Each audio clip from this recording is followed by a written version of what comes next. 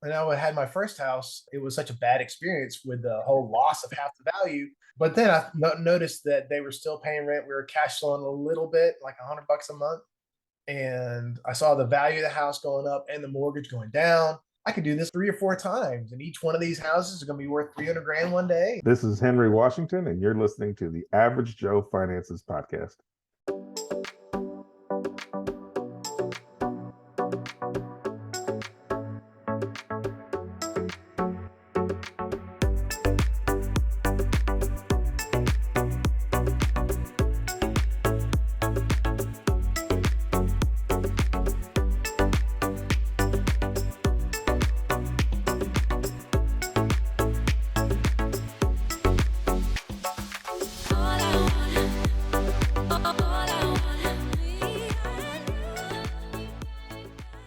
If you're watching this on YouTube, make sure you smash the like and subscribe buttons.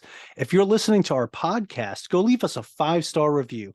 All of our links can be found in the video description or show notes below. Hey, welcome back to the Average Joe Finances Podcast. I'm your host, Mike Cavaggioni, and today's guest is Jonathan New. So, Jonathan, super excited to have you on the show. Thank you so much for joining me today.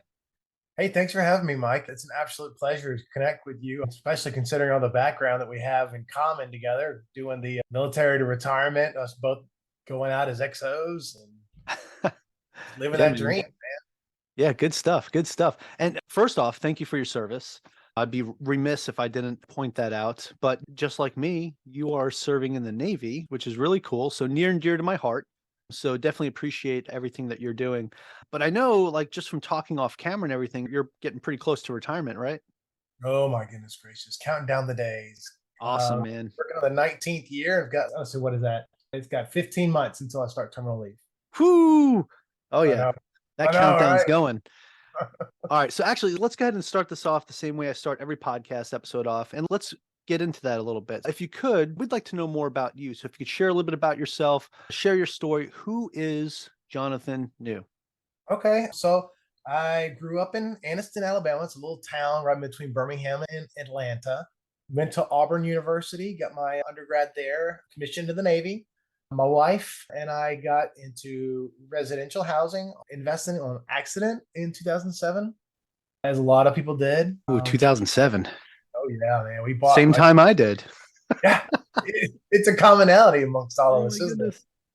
But we bought in Jacksonville, Florida for 200,000, and then we got orders to Japan, and lo and behold, the value had dropped to 99,000. We became landlords, and we did that. We even self-managed from Japan, and that was the worst. That turned out to be 4 months. It was 4 months of self-managing, and then we wised up because that was impossible. So then we managed that until I got back. We went through department head years, and then got to the point where we were coming back out for the EXO rides. And then I discovered bigger pockets and found out that there's this whole real estate investing realm out there that you can actively do all the fun stuff. And I found the Burr strategy. So we sold the house in Jacksonville that had finally recouped its value, and started doing fix and flips in Norfolk, Virginia. Did a triplex into a single family house, and then I started raising money from other people. Again, that was something that I never thought was possible.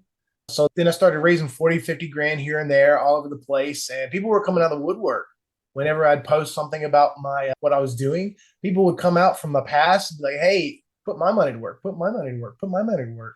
And it got to the point where I was doing like 4 or 5 houses every single month, but I was doing it all by myself, and it became too much for me to handle.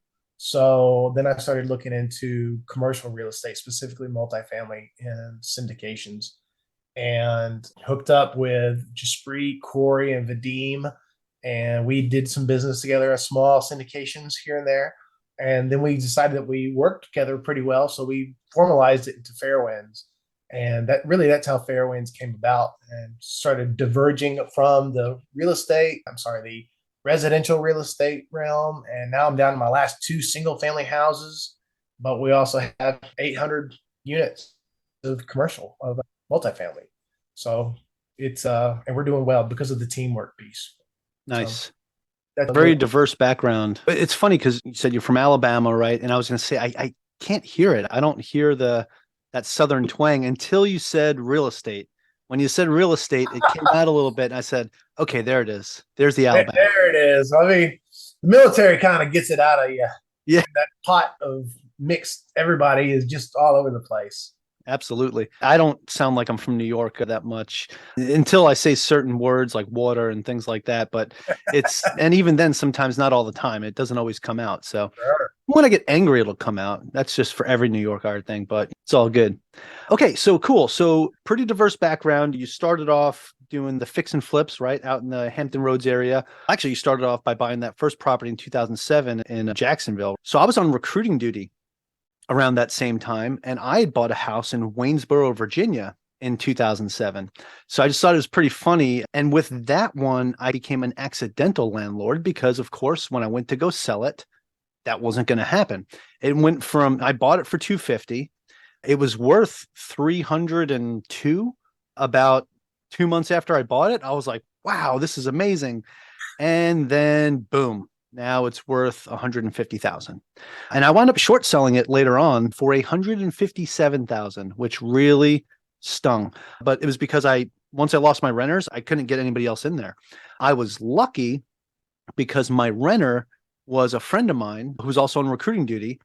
That particular area that I lived in was not a rental area. Like people were not renting. If they wanted to rent, they'd go to Charlottesville and they'd rent an apartment out there or one of the single family homes that are closer to town. But in Waynesboro, no, that was like country and people just wanted to buy their home and relax.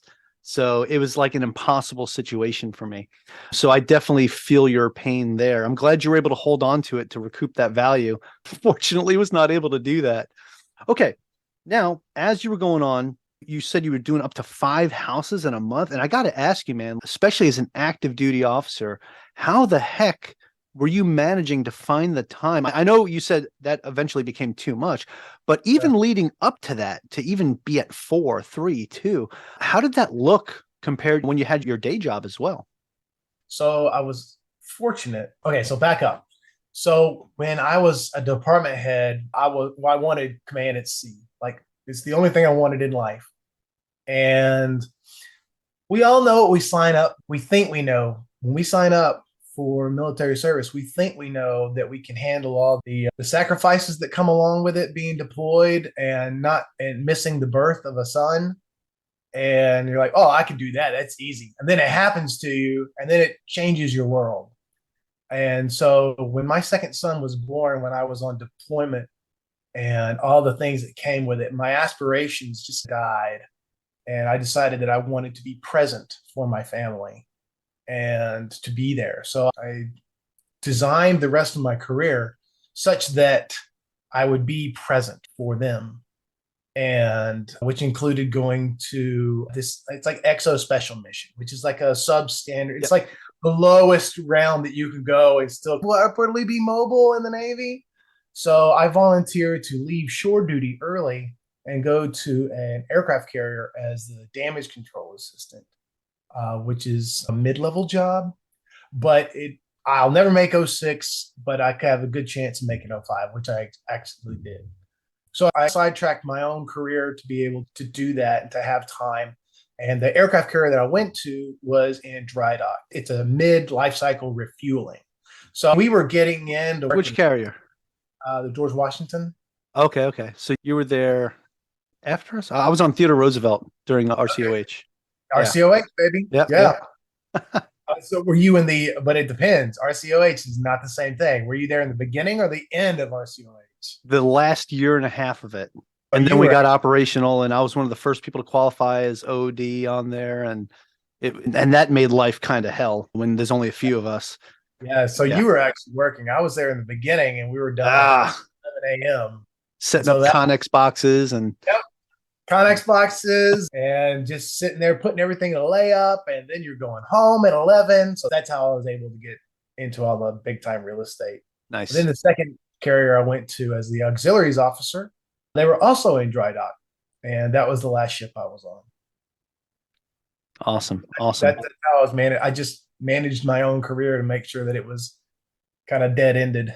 to be able No, to. that's great. I wish I had the opportunity to experience what the beginning of RCOH looks like. That's okay. When I got there, it was quite busy. But yeah, by being able to gear your career that way, you open up the door to have the time to take care of these other things. I feel like a lot of folks in the military, we get caught up in this mission first mentality. And a lot of people do forget about the ones we leave behind at home, right? I know that having two daughters completely changed the trajectory of how I want to have my career go. It's the same reason why I said at 20, I'm done. I don't even want to get looked at for promotion. Like, I just want to be done. Putting your family at the forefront is also, that's a career sacrifice, right? We talk about the sacrifices we make on our family, but then you also make a career sacrifice by doing that as well. And you still have to sacrifice a lot of that time with your family, even with doing that. Definitely commend you for making the decision based on what you wanted to do for your family. So that's amazing, man. A lot of people have a hard time. They struggle with that decision. In doing that, you got up to the point where you were fixing and flipping 5 houses a month, which is mind boggling to me while on active duty. But then you said, okay, this is becoming a bit much, switched over to multifamily. What was it that was so enticing about multifamily versus what you were doing? Economies of scale. And that's all it really boils down to. 100 units per project. You can do like 1 to 3 per year, and you're still like doing so much more business than you were doing 5 a month. And a single closing in multifamily is a little bit more stressful than a single closing in single family, but you're also getting 100 doors versus one. That's huge. One of the best examples a buddy of mine told me when I was getting into a syndication with him was, when you look at it, if you have 100 units, right, single family units, and the time's coming around and you got to replace the roof or the water heater goes out or whatever, all these different things that can happen.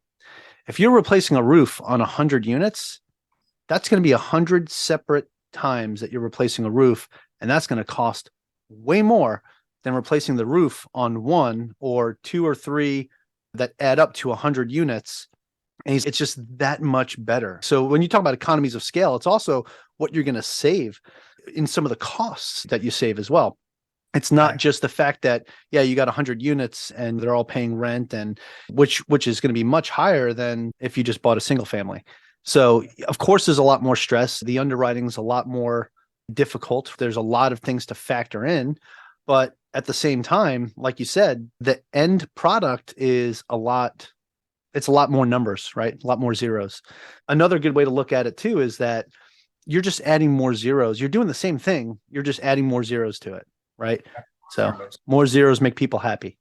All right, cool, man. Evaluated with the NOI instead of having to go out and look at all the other houses that have sold and see if they're comparable. You just go through the T12 and figure out what your NOI is, and then find out what the average cap rate is for around there. And then there you go. There's your valuation. Yep. 100%, man. Awesome. So now you got together with your partners, right? They're all in the Navy as well, right? Yes, except for Jaspreet. Jaspreet was a merchant. Okay. Well, close enough. Right? And sometimes they spend a lot more time underway than we do. Yeah. That's definitely for sure. Okay, cool. So now how did you guys actually connect that initial time and get together? Was it just a shared interest in real estate? Did you guys meet at a meetup? Like, how did that look? So Jaspreet was a lender for me. And then Corey, Vadim, and I were met up at meetups. Vadim is the only one that went straight into commercial. God bless him. I love the guy. I can't believe he did that. It takes a lot of balls for people to skip the residential side and just go straight into commercial. But he did it. He just got out of the Navy recently, about a year ago, and then Corey retired. Nice. Okay. Yeah. Now you got started in real estate because you said you were checking out bigger pockets, right? Yeah. And I had my first house. It was such a bad experience with the whole loss of half the value. But then I noticed that they were still paying rent. We were cash flowing a little bit, like $100 a month. And I saw the value of the house going up and the mortgage going down. I was like, hey, this could be something.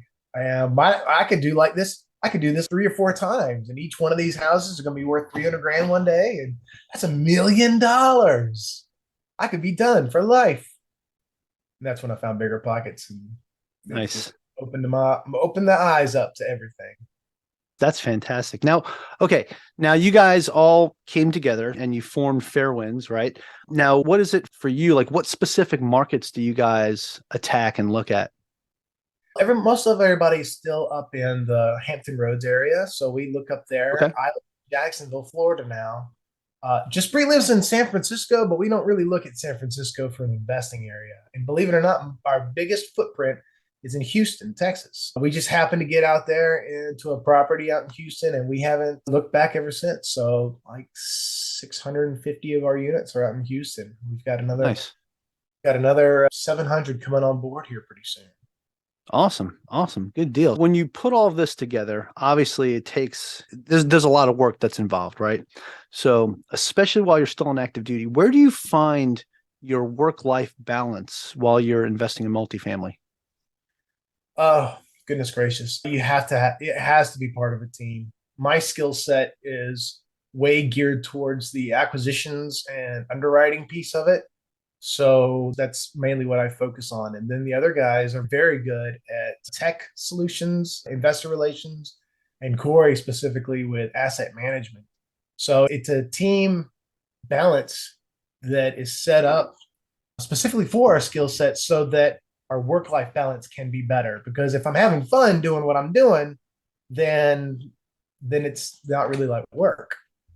Oh man, I say that all the time. If you're enjoying what you do, can you really consider that work? That's awesome. Absolute facts. Now, what do you do? Okay, because I know even when you're enjoying what you're doing, at a lot of times you have to deal with a lot of stress, right? Something goes wrong in a deal or something happens and the cost of lumber skyrockets or there's a supply chain issue. So how do you deal with situations like that? Medication. Okay, No, let's edit that out. No, I'm kidding. you're not going to be able to be prepared for everything that life's going to send you. Nobody could have known that COVID was going to hit us.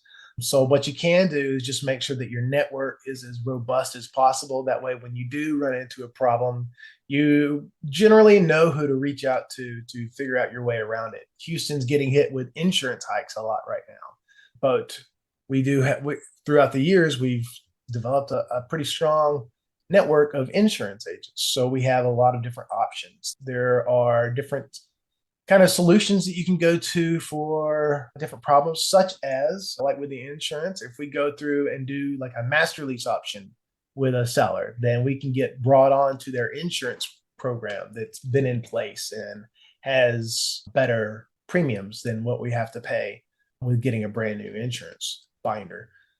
With construction, you guys just got to know who's who in the zoo. General contractors, property managers usually have very good networks of general contractors as well. So they should be able to help you out. And it's just about going around shaking network trees until you figure out a solution for what the problem is at hand. Yeah, I think that ties into another thing I wanted to talk to you about, and that's the teamwork aspect, right? Because obviously, if you have the right people in the right place doing the right job, that's going to alleviate a lot of that stress that we're talking about, right? So there are things that are unexpected that are going to happen. Example, COVID, right? With what happened here, you can't really prepare for that. And you can try to put some systems in place that are like, hey, if something crazy or act of God or act of nature or something was to happen, this is what we would do. But until something like that actually happens, it's a lot easier to talk about it than to actually experience it. Knowing who's going to do what in every situation is obviously you guys met through networking, right? And Jaspreet was one of your lenders on something, right? On a deal that you had. When it came to figuring out your roles, like I know you're doing the acquisition piece and the underwriting piece, and they're doing more investor relations and tech. So how did you guys figure out what roles were perfect for everybody on the team? Trial and error. And that's what stinks about partnerships. Okay, yeah. It's all trial and error. You can do all the due diligence in the entire world on people, and you don't really know what's what until the poop hits the fan. And it sucks. Like you can go through and you can interview like 100 different lawyers, and they're all going to tell you what you want to hear. in those interviews. You can go talk to other people, what's going on, but you don't know how they're going to interact with you personally on any specific deal until you're in it to win it. And that's my least favorite part about partnerships is figuring out, is it a fit?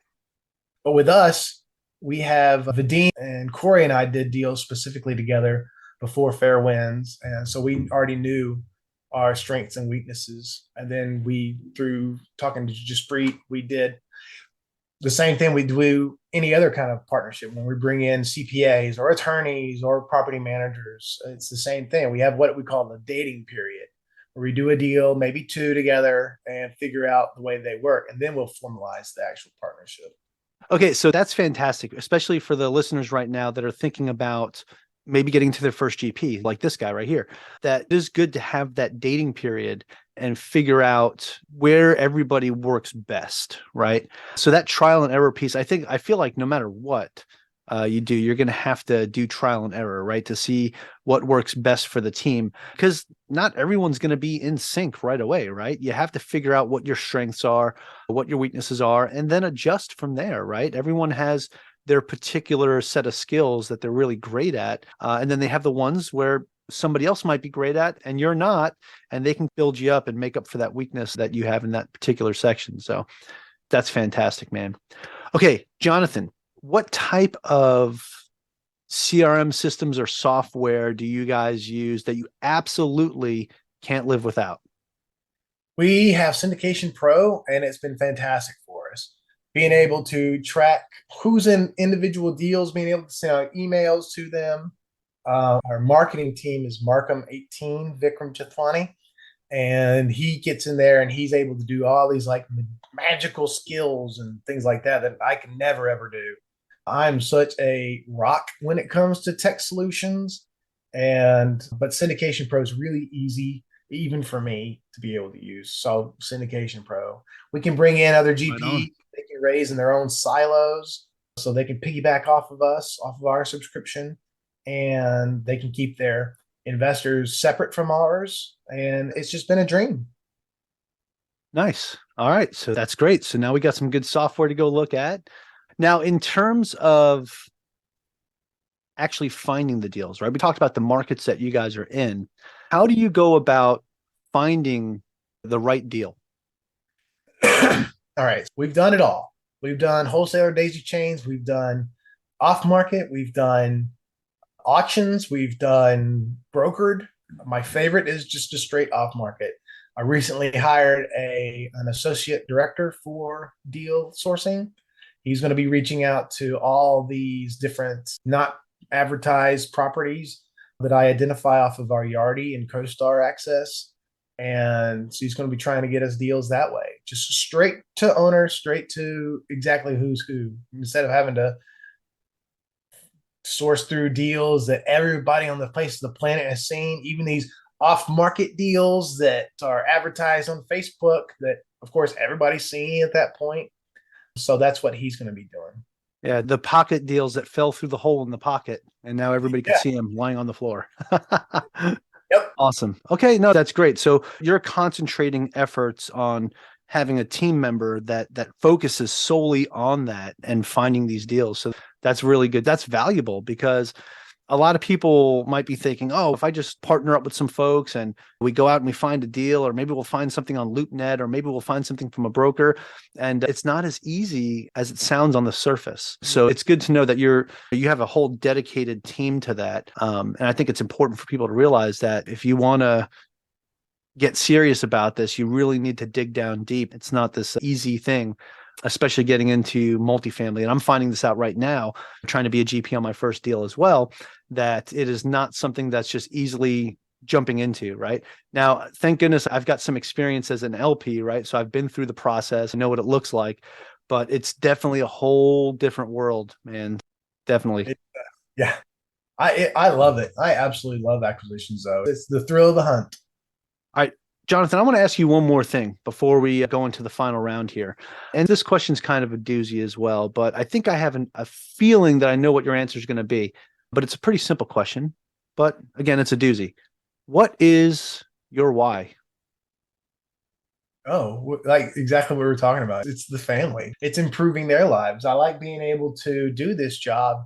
And I'm sitting here on my computer, and my kids are in the other room with my mom and dad. They're having a good time and just going through and making sure that their lives are better. At the same time, going through and making sure that we're improving the lives of our tenant base. It's all about improving the lives of the people around you. And through commercial real estate, I get exposure of myself and the values that I hold upon other people's lives. And I can improve thousands of people, thousands of families while doing this. We can bring in joy to people's lives that are coming into some of our really cool short-term rentals or raising families in areas that need improvement. We're under contract on a place out in San Antonio that had 5 shootings during the time that we were under contract on it. And the owners are absentee, absolutely absentee. And their mismanagement of that property actually caused the lenders to back out on it. We weren't able to close it, which really saddens me because I know all those tenants are still stuck there getting ignored. And it's disappointing to say the least. There are big operators out there that don't care. Yeah, I really respect that too. The fact that it's more than just the deal, right? It's more than just the type of return you're going to get, right? It's giving back to those that you're serving as well, right? Which that's your tenants, right? Your renters, treating them as anybody else would want to be treated. So I definitely respect where you guys stand with that. That's awesome, man. Thank you very much. Awesome. Hey, okay. So, Jonathan, we're going to go ahead and transition this now to the final round. It's where I'm going to ask you the same 4 questions I ask everybody that comes on this show. And it helps us understand how, in your head, how you are in stressful situations, which I'm pretty sure I know how these are going to go because you're just crushing it anyway. So, if you're ready to go, we'll get this party started. Let's go, baby. Let's do it. Okay. So, Jonathan, what is the biggest mistake you've ever made in real estate? Oh, goodness. I will say that my biggest mistake was I'd like to say it's my first house, the first single family flip that I made, like actual investment. Oh man, I screwed up the ARV on it and I got stuck into it. It was costing me like $4,000 a month for a long time. And I actually ended up losing like 50 grand on it. But at the same time, it was the first step. I actually jumped into it and it was such a big project for a first time investor that I got to a lot of speaking events and things like that. So it actually launched my career in real estate. So it wasn't. Yes, it was a $50,000 loss. It was my first one. I'm surprised I'm still doing this, but at the same time, it was a double-edged or bittersweet pill to take in. Then again, we also in Fairwinds we got into a deal that was too big for us too soon, and we ended up losing a little over $1 million of EMD. Still feeling the effects of it a little bit, but that also taught us lessons on a little bit better underwriting. And then it taught us about ourselves, what we're good at, what we're not good at. So behind each failure is always lessons to be learned. And as long as you're learning those lessons, then there's no real failures.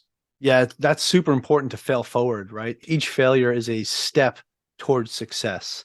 100%. Hey, thank you so much for your transparency on that as well, man. That's definitely not easy stuff to talk about. And a lot of times people will suffer a big loss like that and then they walk away and they say, this is not for me.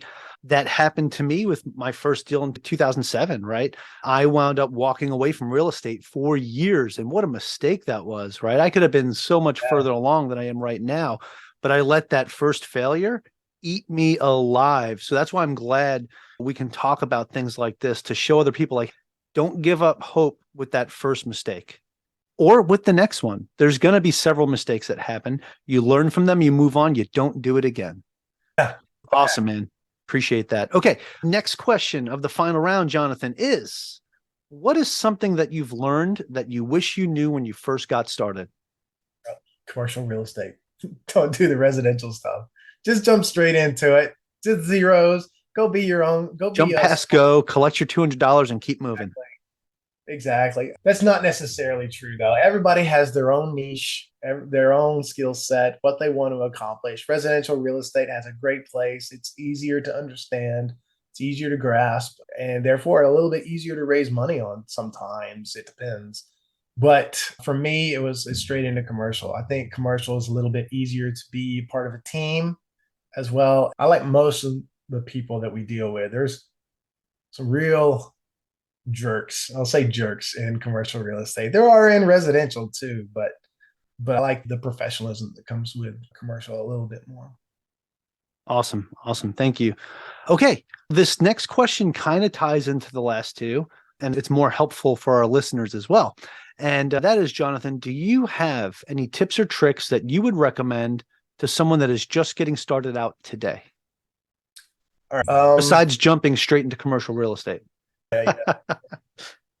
Let's see. So it really is all about networking and jumping in. I don't think that everybody needs to go through the guru training programs. It does. I didn't do it, but I can see where it would help as far as you put money into yourself, you've invested into your own career. Now you got to go make it happen.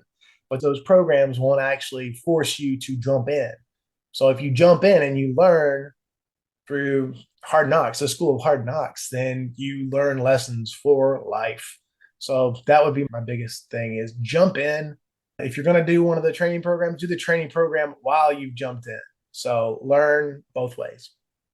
That's fair. That's fair. I do encourage people to there are a lot of shams out there, but I always encourage people that if you find a good coach that's really going to push you, that's more value than anything, right? And you can learn from their mistakes, but also you are going to learn from your own mistakes as well. Like you said, school of hard knocks, definitely. Obviously, with some of the losses you were talking about, you've paid for your doctorate in real estate, right? So that's the type of education that you have to really understand that you're going to probably have to deal with. Is you're going to take some losses, but at the same time, with risk comes reward, right? There is no reward without risk. And any investment you get into, you're taking a risk, whether it's in the stock market or it's in real estate. At least with real estate, I know it's a tangible thing. You can touch it, feel it, smell it. Sometimes you don't want to smell it, but those are the things that people are always going to need a place to live, right? And that's why I love real estate so much. So definitely appreciate your answer to that. I do have one more question in the final round, and this is just an opinion-based question.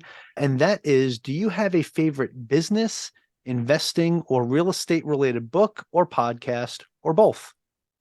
So I really love Rocket Fuel by Gino Wickman.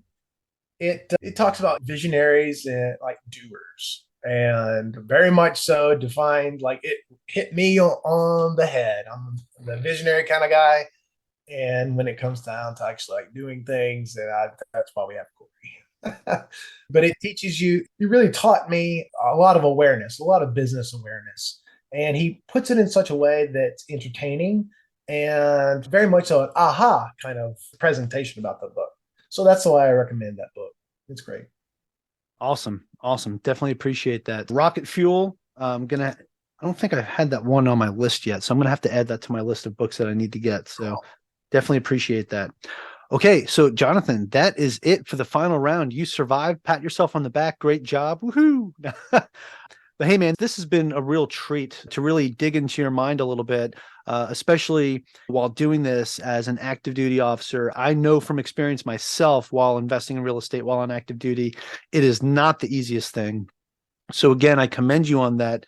But at the same time, the way with what you shared with us today, with how to divvy up your time and build a team and have that work-life balance, these are the important ingredients to living a fulfilling life while doing this. I genuinely really appreciate it. This was an awesome interview, man. Thank you so much. Thank you. All right. Now, I do have one more question for you before we get out of here, because my listeners are sitting here saying, man, Jonathan's dropping some heat here. We really like what he's talking about. We want to know more about him and his partners. So where can people find more information about you guys, about you, about Fairwinds? And, do you have a website, social media, anything like that you could share with us? So all four of us are on LinkedIn and Facebook. You can also go to our website, www.fwcinvestments.com. I'm Jonathan at fwcinvestments.com. Reach out to me direct. That'd be great. Awesome. I will make sure I have those links in the show notes to make it easy for everybody. So you can just copy and paste or click away. Just don't do it while you're driving, please. Okay. Last thing I need is to know that somebody got hurt while listening to the Average Joe Finances podcast because you were in a rush to find out more about Jonathan. So don't do that. Okay. Hey, I just want to say again, Jonathan, thank you so much. This has been a real treat. And to my listeners, I want to thank all of you for joining me and our special guest, Jonathan New, on the Average Joe Finances podcast. Go leave us a 5-star review and tell us what you liked about today's episode with Jonathan. Aloha from Hawaii and have a great rest of your day. Thank you for making it to the end of this episode. Greatly appreciate you being here with me today on the Average Joe Finances podcast. If you haven't done so yet, make this the episode that you go leave us a 5-star rating or subscribe to our YouTube channel. The Average Joe Finances podcast is for informational and entertainment purposes only. Have an outstanding day.